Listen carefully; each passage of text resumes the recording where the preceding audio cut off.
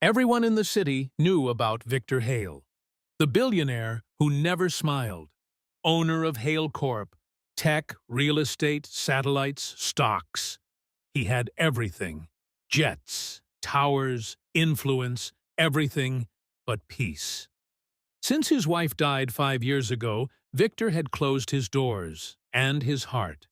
He lived alone in a gated mansion outside of Boston with only one living creature by his side: Argos, his massive Central Asian shepherd, once a gentle pup, now a snarling, violent force. Argos had been there the night of the accident, the one that took Victor's wife. Some said the dog never recovered from what he saw. Victor didn't blame him, but he couldn't reach him either. Vets refused to treat him. Trainers quit in fear. He attacked one handler, bit through riot gear. Victor had tried everything: behaviorists, security units, sedatives. Nothing worked. Argos paced the courtyard like a ghost, barking at shadows, foaming when touched. Finally, in a press conference meant to announce Hale Corp's latest venture, Victor snapped. After a question about why he kept such a dangerous animal, he said, "I'll pay $1 million, cash, to anyone who can get within 5 feet of Argos without being attacked." The world heard, and the world came. They arrived in waves: animal experts, ex-military handlers, YouTubers with GoPros, grifters and dreamers. Each one tried. Each one failed. Argos lunged, roared, snapped.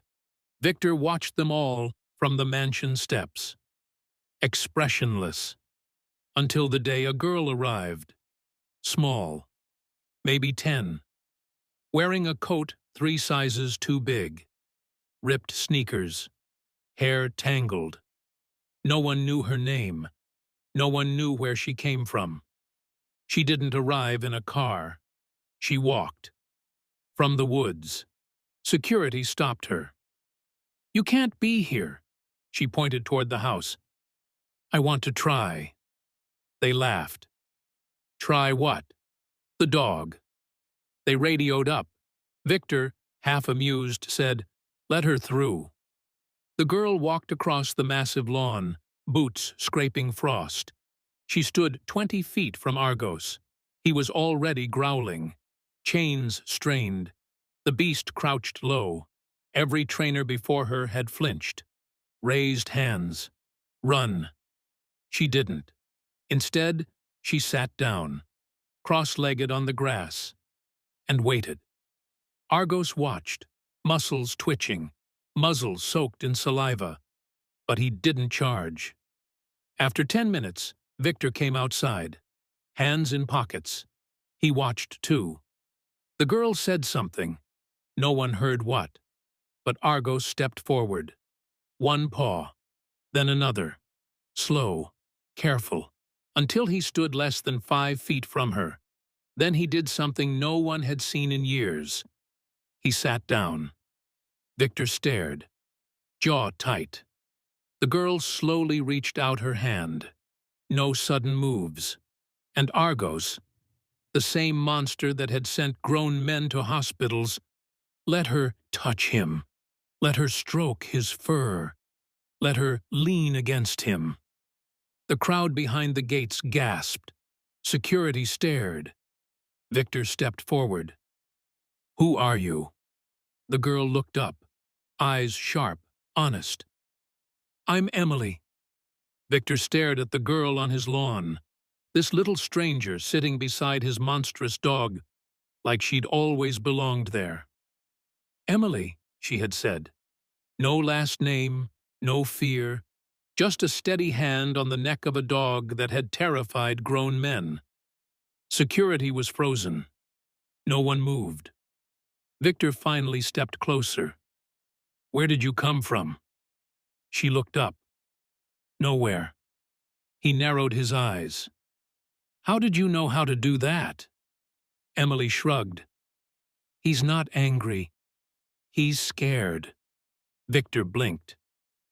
"Scared of what?" Her voice was quiet. "Of being alone." It hit him like a blow. He didn't speak again, just turned and gestured for the staff to let her inside. In the parlor, they gave her warm soup.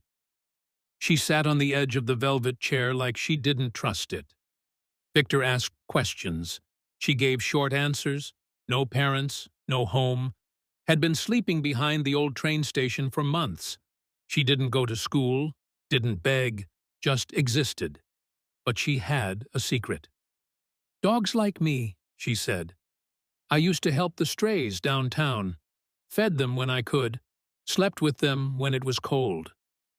Victor asked why she came here. She looked down at her soup. "He was howling.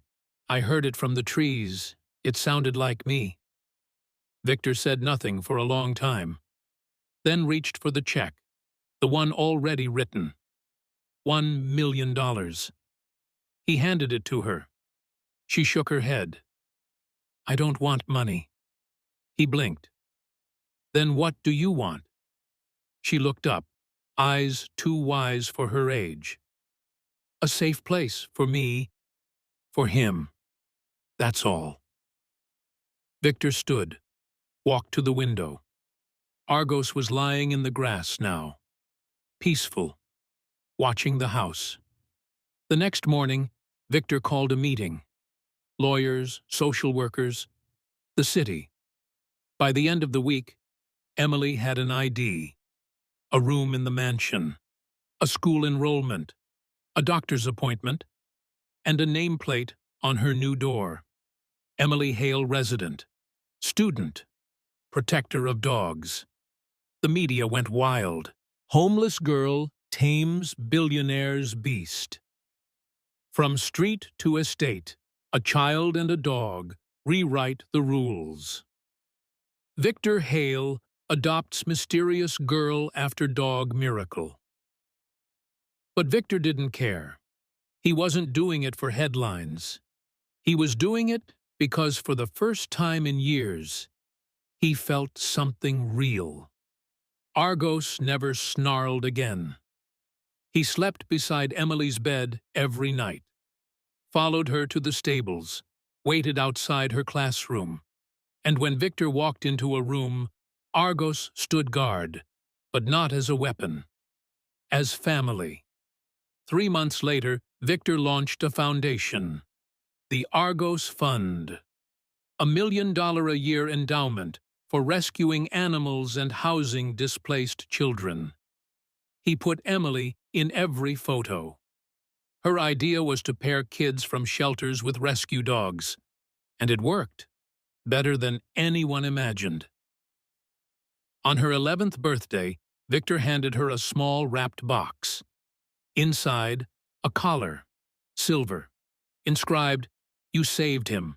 Now let us save each other." She cried. He did too. And in that moment, surrounded by staff, dogs, and sunlight, the world felt quiet again. Not empty, not silent, but peaceful. Emily once said, "He barked because he was scared. So did I. People just didn't hear me." Now people heard her, and the dog that couldn't be calmed now slept with his head on her lap. Kindness didn't come from strength.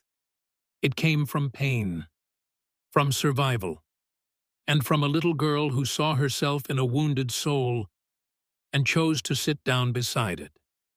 Thank you for watching. If you want to get more that kind of stories, press like and check out our channel.